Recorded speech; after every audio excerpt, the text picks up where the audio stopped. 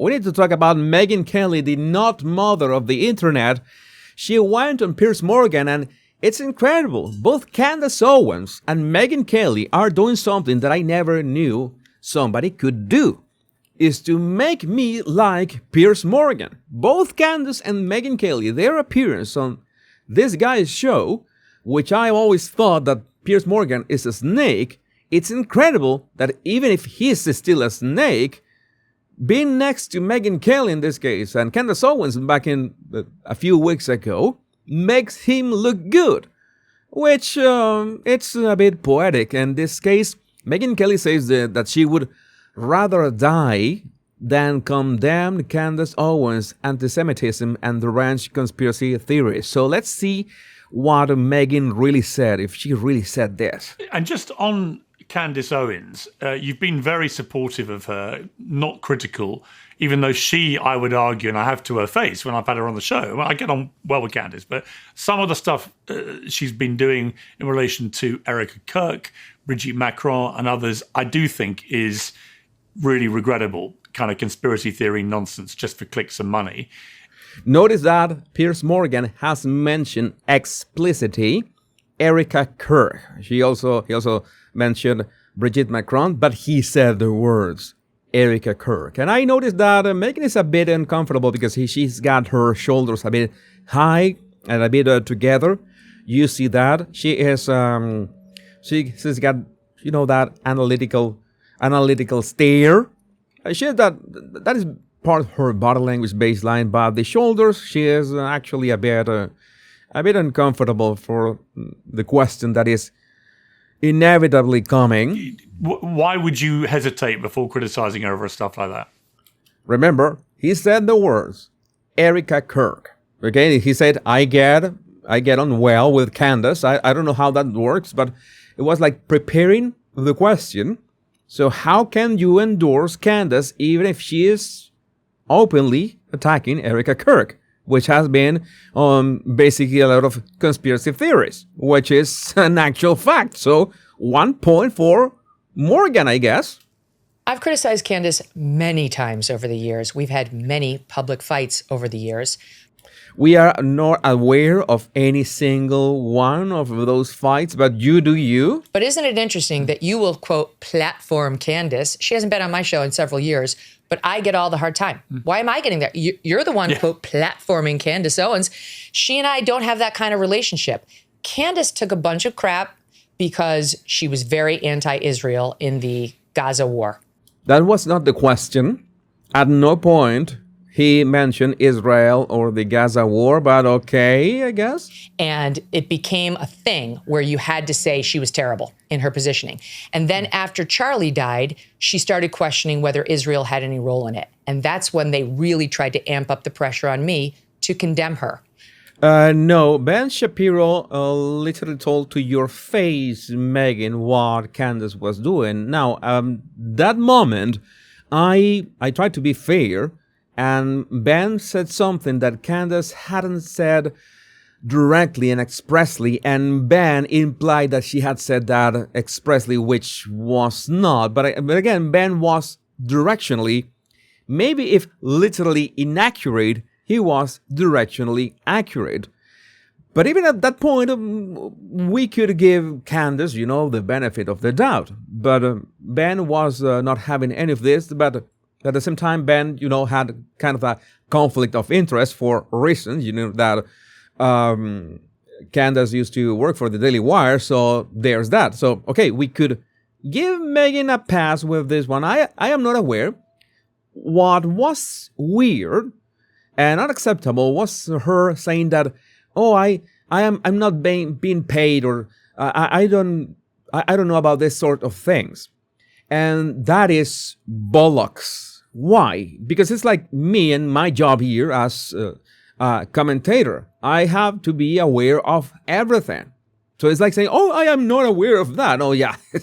Megyn Kelly had to be 100% aware of that because, she was about to be invited to AmFest by Turning Point and say that Turning Point was awesome and the guys at Turning Point were beautiful and Erica Kirk was amazing, but she didn't care. She didn't care about whatever Candace was doing at the time.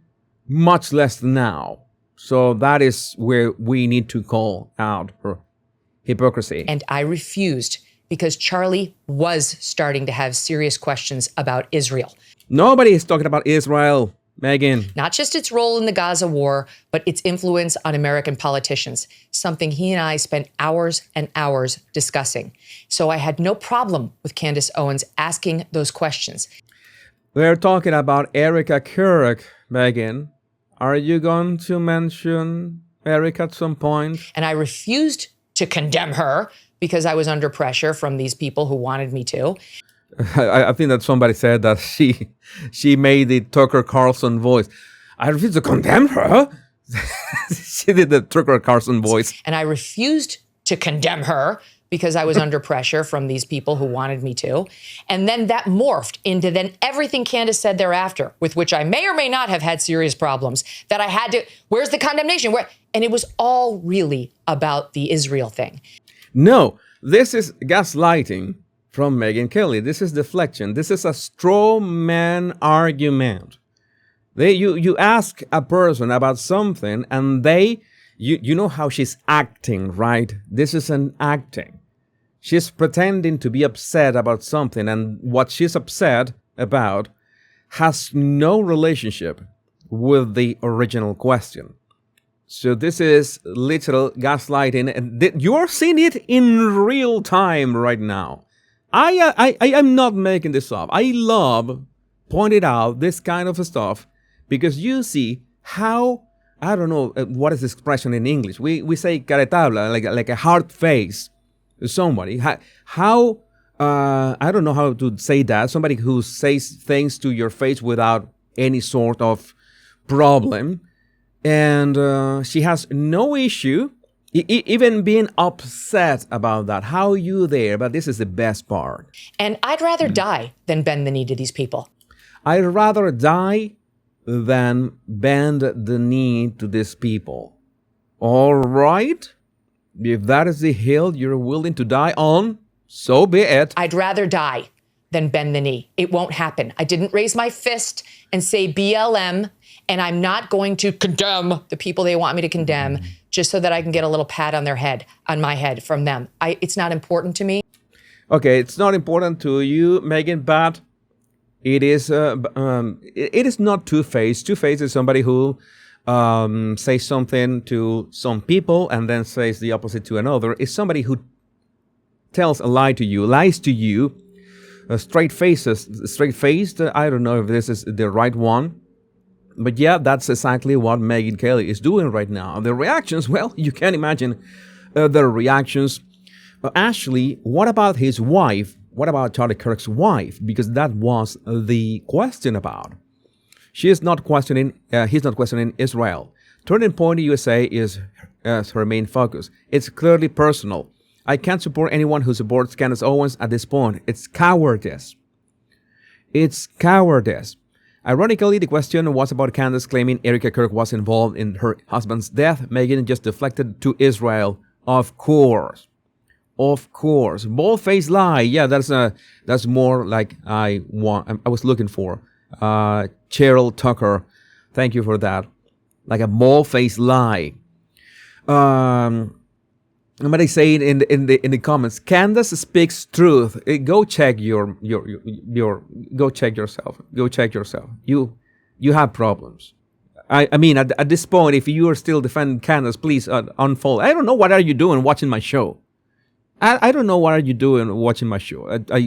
This is we are incompatible. When you say maybe 5 months ago, okay, I could still have no problem with, I love Candace's show and I love your show. Okay, maybe 5 months ago I could say, all right, you do you, more power to you, whatever. But right now it's I think that you have to make a choice. You absolutely need to make a choice. If you enjoy whatever Candace does, maybe for entertainment, that's one thing. If you take her seriously, then I strongly encourage you to unsubscribe and simply go away. Don't hang out. And if I see you have the opportunity, I'm gonna ban you either way, immediately. It's that simple. I'm serious. I'm not joking about that. Candace has something on Megyn. Yeah, so maybe this is Megyn's cowardice. The problem is that Megyn has, at the same time, has been captured by her audience. And Megyn knows that a huge chunk of her audience is overlapped with Candace's audience. So it's about money. It's about profits. And this was a stop-line Muppet who said that at 125 she did the talker voice. She did the talker voice. And again, Candace feels victimized by Erica Kirk's leadership of Turning Point USA. They're going to force Erica on us. There's absolutely nothing we can do about it. We just got our hands up. We're literally victims here. And this is the kind of things that I'm going to say about Candace, that Candace is smart. And why would I say that Candace is smart? That she knows that her audience is comprised of deranged individuals who are thirsty for conspiracy blood. And the only way that she can keep up with her numbers, which have been, let's say, slipping a bit over the past weeks, is to keep mentioning Erica Kirk. But she needs to mention Erica Kirk in a way that she doesn't get sued, that Candace doesn't get sued herself. All right? So the way to do it is to do this vague stuff as in, oh, Turning Point has all this huge amount of money. They're buying everything and they're going to push Erica down our throats. That way she appeases her deranged audience that at the same time she doesn't get sued. So that's why I tell you, Candace Owens is smart. Her audience, not so much. But that is the audience that she decided to have. My understanding in looking at this is that this is it. They're going to force Erica on us. Like I said, this is the Kamala thing. There's absolutely nothing we can do about it. We just got our hands up. We are literally victims here. We are literally victims here. We are victims. Well, she is victim, and her mommy sleuths are victims because Turning Point is forcing Erica Kirk on them. And this is my advice to Candace Owens. I mean, you're really sounding like Meghan Markle right now. You're sounding like Meghan Markle right now. Oh, you are bullied online. You take your laptop and you close the laptop lid. It's that simple. It's very simple to do that. At the same time, you can go to Twitter and you go to every other platform and you mute the words Turning Point and you mute the words Erica Kirk, and then you don't have to know about Erica Kirk ever again if you think that you're being victimized just because Turning Point is pushing Erica Kirk on you. You just mute the term, but you can't. You know you can't because your audience wants Erica Kirk's head on a platter. And you know that the only way that you can have numbers is to bash Erica Kirk. And you have to do that without getting sued. And that's why Candace does that. So again, I've told this. I've said this many times. Candace is really smart. She is really cunning. She does this, but she makes sure to do this in a way of not getting sued. They have the money, they have the power, and we're going to shut up and we're going to take it. And we're going to have to accept this audacious polling. It's going to be Andrew Colbert up on Fox News. Like, it's amazing. Well, yeah, it's amazing. Wait, did I just hear Candace Owens correctly? Says Jordan S90. She's saying that Turning Point is effectively running Kamala Harris' presidential campaign. What? USA did as an organization. Turning Point USA is effectively now running Kamala Harris's presidential campaign. What the fuck? Okay.